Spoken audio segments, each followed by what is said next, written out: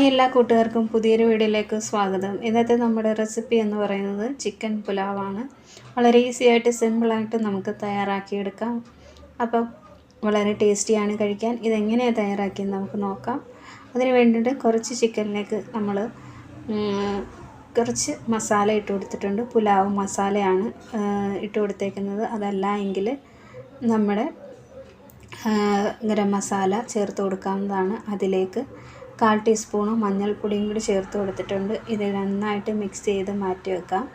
അപ്പോൾ ഇറച്ചിയിലേക്ക് നല്ലതുപോലെ ആ മസാലയൊക്കെ പിടിക്കുന്നതിന് വേണ്ടിയിട്ട് നമ്മളിത് തിരുമ്മിയതിന് ശേഷം അരമണിക്കൂർ മാറ്റി വെക്കാം. ഇതിലേക്ക് ഈ സമയത്ത് വേണമെങ്കിൽ തൈര് കൂടി ചേർത്ത് കൊടുക്കാവുന്നതാണ്.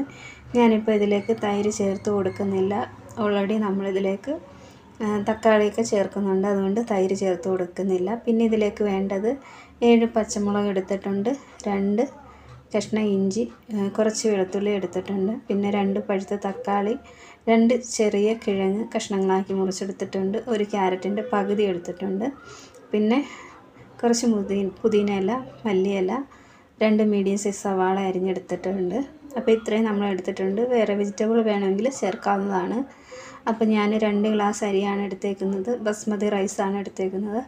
അത് നമ്മൾ അരമണിക്കൂർ കുതിരാനായിട്ട് നമ്മൾ വെള്ളത്തിലിട്ട് വെച്ചിരിക്കുന്നതാണ്. ഇനി നമുക്ക് മിക്സിയുടെ ജാർ എടുത്തതിന് ശേഷം അതിലേക്ക് തക്കാളി ചേർത്ത് കൊടുക്കാം. തക്കാളി ഇട്ട് കൊടുത്തതിന് ശേഷം അതിലേക്ക് പുതിനയില, മല്ലിയില ചേർത്ത് കൊടുക്കാം.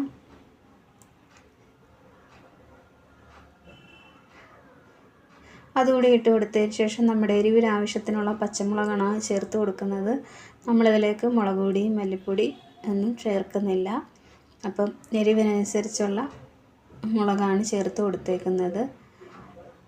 പിന്നെ ഇതിലേക്ക് 1 കഷ്ണം ഇഞ്ചിയും കുറച്ച് വെളുത്തുള്ളിയും കൂടി ചേർത്ത് അരച്ചെടുക്കാം. ഈ ഒരു പരുവത്തിൽ അരച്ചെടുക്കാം. ഇനി നമുക്ക് പുലാവ് തയ്യാറാക്കാനായിട്ട് കുക്കർ വെച്ച് കൊടുത്തിട്ടുണ്ട്. അതിലേക്ക് ഒരു ചെറിയ സ്പൂണിന് 1 സ്പൂൺ നെയ്യാണ് ചേർത്ത് കൊടുത്തേക്കുന്നത്. ഇനി അതിലേക്ക് നമുക്ക് സൺഫ്ലവർ ഓയിൽ ഒഴിച്ചു കൊടുക്കാം.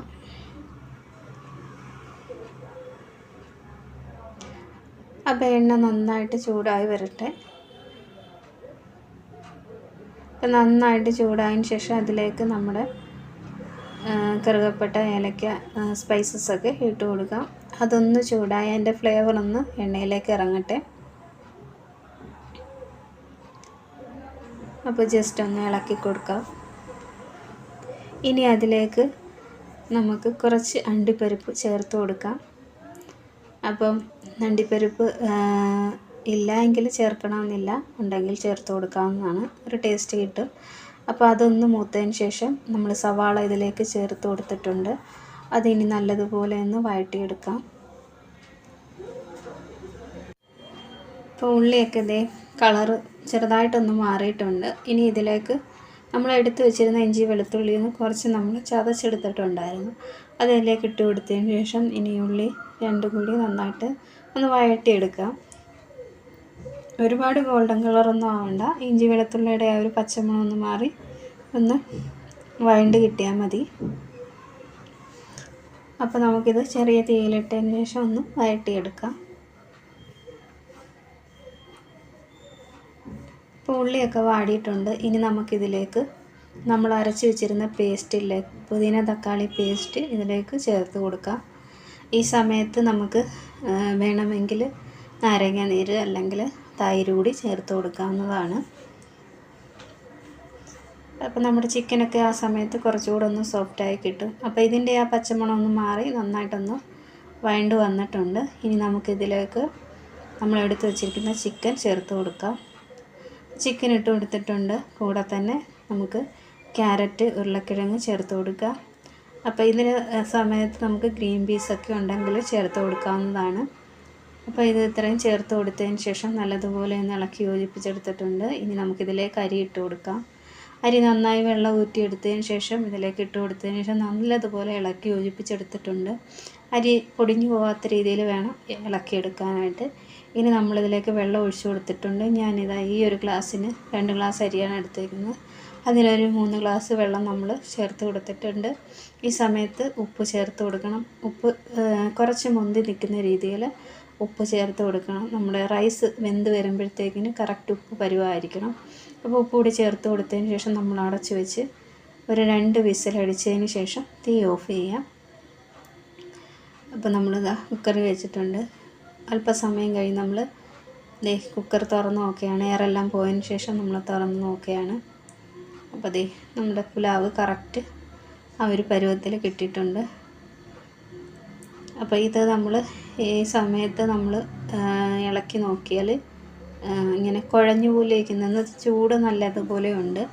അപ്പോൾ നമുക്കിതൊന്ന് ചൂടൊന്ന് കുറഞ്ഞതിന് ശേഷം ഇളക്കി കൊടുക്കാം. അപ്പോൾ നമുക്കിത് കഴിക്കാനായിട്ട് കറിയുടെ ഒന്നും ആവശ്യമില്ല, ഒരു സലാഡ് മാത്രം മതി. അപ്പോൾ നമുക്ക് കുഞ്ഞുങ്ങൾക്കൊക്കെ വളരെ ഇഷ്ടപ്പെടും. നമുക്ക് ലഞ്ച് ബോക്സ് ആയിട്ടൊക്കെ കൊടുത്തു വിടാം. അപ്പം കുറച്ച് പച്ചക്കറിയൊക്കെ അവർ കഴിക്കുകയും ചെയ്യും ഈ ഒരു രീതിയിൽ തയ്യാറാക്കി എടുത്താൽ. അപ്പോൾ ഇനി ഇതൊന്ന് നല്ലതുപോലെ ചൂടാറി വരട്ടെ. അതിനുശേഷം ഞാനിത് ഒന്ന് തവി കൊണ്ട് നമുക്കിതൊന്ന് ചെറിയ ഇങ്ങനെ അധികം ഉടയാത്ത രീതിയിൽ ഇങ്ങനെ ഇളക്കി കൊടുക്കണം. അപ്പോൾ ഈ ഒരു സമയത്ത് നമ്മൾ ഇളക്കി കഴിഞ്ഞാൽ ചോറിങ്ങനെ ഒരു കുഴഞ്ഞ പരുവത്തിലായി പോവും. നമ്മൾ നല്ല ആവിയുണ്ടല്ലോ. അപ്പോൾ ഞാനിങ്ങനെ ചെറുതായിട്ടിങ്ങനെ ഇളക്കി കൊടുക്കുന്നുണ്ട്. എന്നിട്ട് ചൂട് നല്ലതുപോലെ ഉണ്ട്. അപ്പം നമുക്കിത് ഇങ്ങനെ പതിയെ പതിയെ ഒന്ന് ഇളക്കി കൊടുക്കണം. ചോറ് ഉടഞ്ഞു പോവാത്ത രീതിയിലാണ് ഇളക്കി കൊടുക്കേണ്ടത്. അപ്പോൾ അല്പസമയം കഴിഞ്ഞിട്ട് നമ്മളിതാ മൊത്തത്തിലൊന്ന് മിക്സ് ചെയ്തെടുത്തിട്ടുണ്ട്. അപ്പോൾ അടിയിലൊന്നും വെള്ളമൊന്നുമില്ല, കറക്റ്റ് പരുവത്തിന് റൈസ് വെന്ത് കിട്ടിയിട്ടുണ്ട്. ഇനി ഇത് തണുക്കും തോറും കുറച്ചുകൂടെ ചോറ് ഇങ്ങനെ വിട്ടിരിക്കുന്ന രീതിയിൽ നമുക്ക് കിട്ടും. അപ്പോൾ ഇത്രയേ ഉള്ളൂ. നമ്മുടെ റെസിപ്പി ഇഷ്ടമായാൽ ലൈക്ക് ചെയ്യുകയും ഷെയർ ചെയ്യുകയും കമൻറ്റ് ചെയ്യുകയും ചെയ്യണം. പുതിയൊരു വീഡിയോ ആയിട്ട് വീണ്ടും കാണാം. അപ്പോൾ നിങ്ങൾ ആരെങ്കിലും എൻ്റെ ചാനൽ പുതുതായിട്ട് കാണുന്നതാണെങ്കിൽ ഒന്ന് സപ്പോർട്ട് ചെയ്യണേ.